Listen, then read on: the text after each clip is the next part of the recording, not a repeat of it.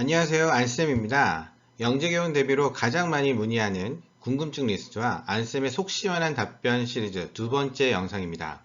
지필평가 유형인 영재성 검사, 창의적 문제 해결력 검사. 영재교육원 지필평가는 여러 가지 형태로 변화를 하고 있습니다. 오래된 과거는 넘어가고 최근 과거부터 설명드리겠습니다.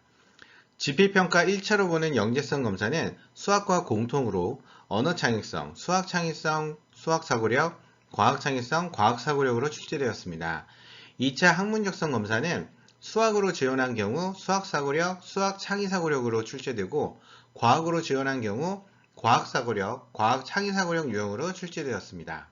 1, 2차로 보던 지필평가를 한 번에 창의적 문제 해결력 검사로 진행하는 지역은 수학과 공통으로 수학 창의성, 수학 사고력, 과학 창의성, 과학 사고력, 융합 사고력 유형으로 출제되었습니다.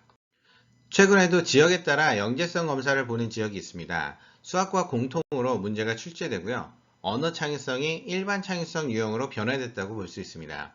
창의적 문제 해결력 검사는 주로 경기 지역에서 출제하는 유형입니다. 서울은 최근 창의적 문제 해결력 검사에서 창의적 문제 해결력 평가로 이름을 바꾸고 일반 창의성 유형이 한 문항 포함되기도 합니다. 학년별로 지필평가 시간이 60분, 90분으로 다르기도 합니다. 총 문항수가 달라지지만 문제 유형은 같습니다. 부산은 다른 지역과 다르게 지원 분야별로 창의적 문제 해결력 검사를 영재성 검사, 학문적성 검사를 결합한 지필을 본다고 공지합니다. 그리고 수학으로 지원하면 수학 문제만, 과학으로 지원하면 과학 문제만 출제됩니다. 일반 창의성 문제는 수학과 공통 문제로 출제되기도 합니다. 그래서 수학으로 지원해도 과학 문제가 나오고 과학으로 지원해도 수학 문제가 나온다고 생각하시는 분들도 계시긴 합니다. 그리고 간혹 수학은 사고력 문제가 나오고 과학은 교과 문제가 나온다고 분석하시는 분들이 계십니다. 수학 사고력은 수학 교과 개념을 응용한 문제인 것처럼 과학 사고력도 과학 교과 개념을 응용한 문제입니다. 단순한 교과 개념 문제가 아니기 때문에 과학 사고력 문제입니다. 다양한 과학 교재를 출간하고 있어 이 부분은 꼭 알려드리고 싶습니다. 지필평가 유형이 좀 다르다 보니 대비 교재도 다릅니다. 안쌤의 창의적 문제 해결력 모의고사 교재는 창의적 문제 해결력 검사 대비 교재로 일반 창의성 문제가 없는 사고력, 창의성, 융합 사고력 문항으로 구성된 교재입니다. 경기 지역과 대구 지역 등 많은 지역에서 진행합니다.